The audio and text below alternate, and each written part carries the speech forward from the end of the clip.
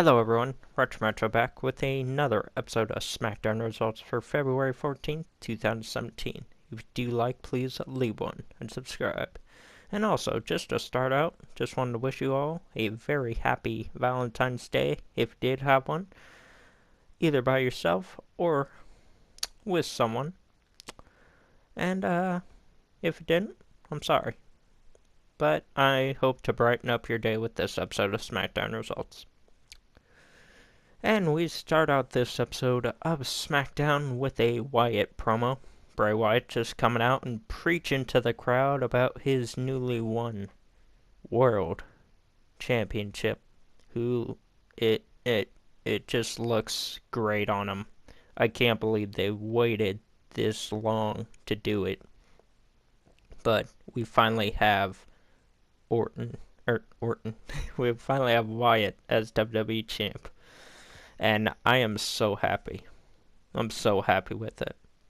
And, yeah, Wyatt just goes on and preaches. But then he's interrupted by Captain Fruit Loop himself, John Cena.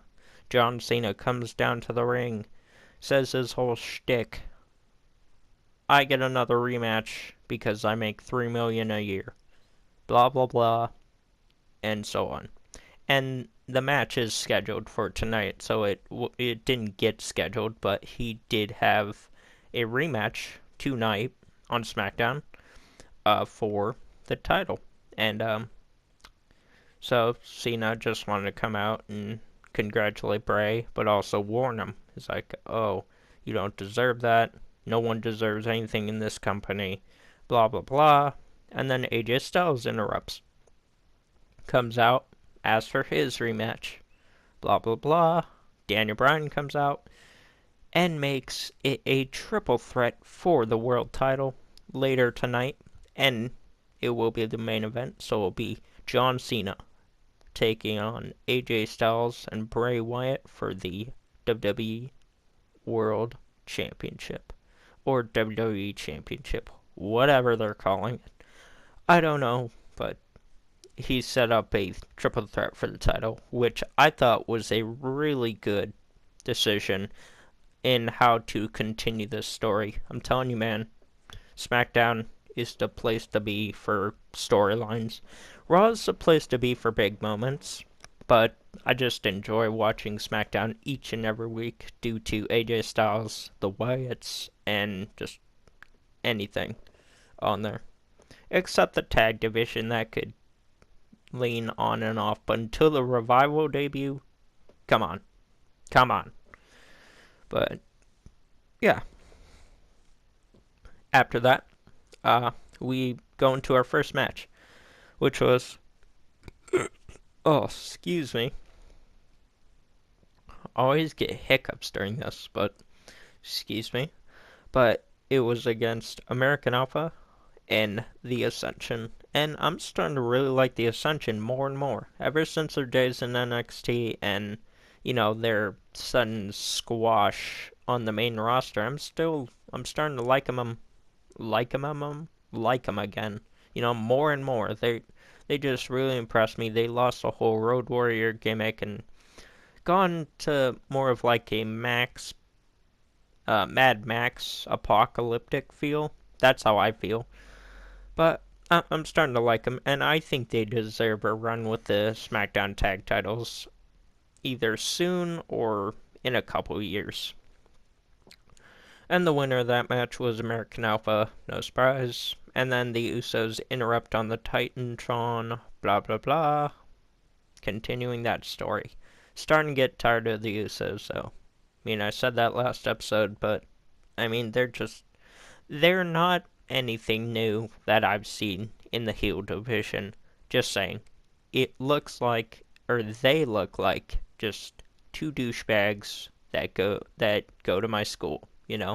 Nike hats, Nike shirts, Nike pants, Nike socks, Nike shoes, la la la, douchebags. Just saying. Don't take offense to that. If you do, I'm just saying. They just look like that. Then, after that, we have an Ellsworth and Carmella segment. Ellsworth trying to get some pussy. He's like, oh, well, since it's Valentine's Day, you want to fuck? And then Ambrose came storming through looking for Corbin. Then he talks like mean to Carmella. Ellsworth tries to step up. Ambrose Ambrose and Ellsworth and Carmella start to yell. Brian comes along and says, are we having a problem? And then Ambrose is like, oh, I'm looking for Corbin, yada yada. And uh, Ambrose just needs to release some anger that he has built up ever since Sunday and what happened in the match. So, Dan Bryan gives him a match against Ellsworth, and yeah. So, yeah. Then after that, we move into the match with Ambrose. It wasn't really a match because it didn't even start, but it was Carmella and Ellsworth waiting for Ambrose. Ambrose music plays. Ambrose is dragged out by Corbin and then is thrown into an electrical box and through a table by Corbin. And yeah. Then after that, we have a Corbin interview. Didn't get what he said. I came back from getting food or something. That's why I need a partner to recap. If I miss something, he gets it. If he missed something, I get it. But, yeah. Whatever. Then after that, we had a Ziggler interview, just basically saying, oh, well, I'm a heel now. Blah. Then after that, we move into the second match of the night, which was Becky Lynch taking on Mickie James for a rematch. Winner of the match was Mickie James. And, yeah, pretty good match. Pretty good, really good. It's always good with these two. Then, after that, we move into a Naomi interview. Then Alexa Bliss interrupts. And then, so on. And Alexa Bliss is just, oh, well, I'm going to win that back at Mania. Maybe due to the whole Vince likes to watch people lose in their hometown stuff. Maybe. But I hope not, because that'd be really sad. Then, we move into the main event of the evening. Bray Wyatt taking on AJ Styles and John Cena for the WWE title. And, Styles makes his way down, Cena makes his way down, but as Wyatt makes his way down and the lights go up before he goes onto the steps, Harper's standing right there beside him and attacks him out of nowhere. I really like that. I really like that about Harper and what he did and how they made it work, because I didn't see that coming. And, yeah. After that, we went to commercial, came back, and it was Cena versus Styles for most of the match. Not most of it, but, for the beginning portion. And this match was just another match of the year contender, I feel. But, yeah, then Wyatt came in, and it was just back and forth. It was just really good. Just such a good match. And, I believe if I'm wrong, Wyatt pinned Cena clean again. Or, actually, did he? Basically, Wyatt won, but I forget who he pinned. No, punned. I was gonna say punned. Pinned to win. But, yeah. Then after that, I thought it was over, but then Orton comes down to the ring and just stares down Wyatt, and they enters the ring, and I thought Orton was gonna turn on Wyatt, whole stick, then this feud would be over, or not this feud, but this storyline would be over, which I don't want to happen. But no, they pull a surprise trigger, and it turns out that Orton respects Bray so much and says, since I am the servant and you are the king, I don't want to face you at WrestleMania. So I'm giving up my #1 contendership to anybody who wins the, I believe, 6-man battle royal or 7-man battle royal next week on SmackDown. And that will contain the basics: AJ Styles, Dean Ambrose, John Cena, and then the rest are Baron Corbin, The Miz, Apollo Crews, and Dolph Ziggler.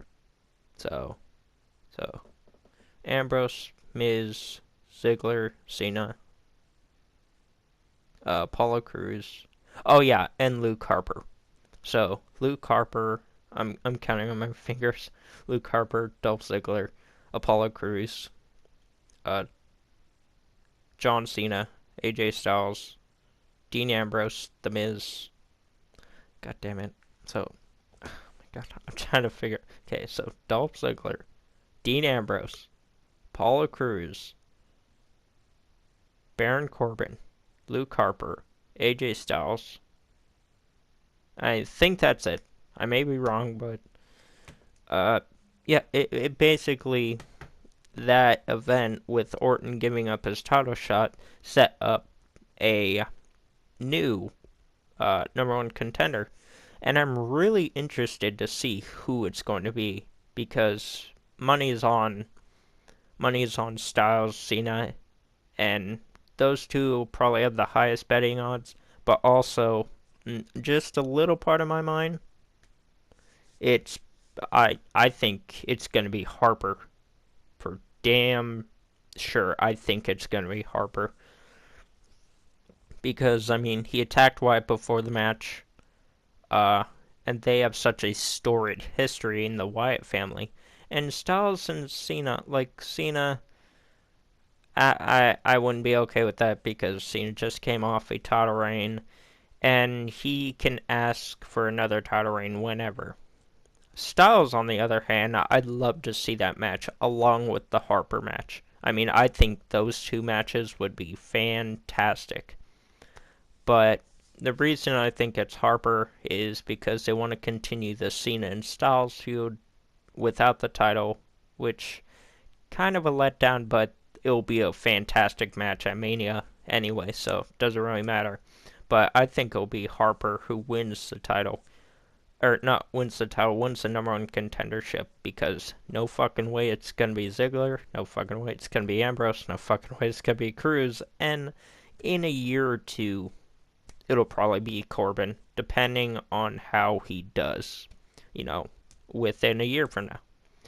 But, yeah, really good episode of SmackDown, as always. These writers really know how to, advance storylines, and I really like the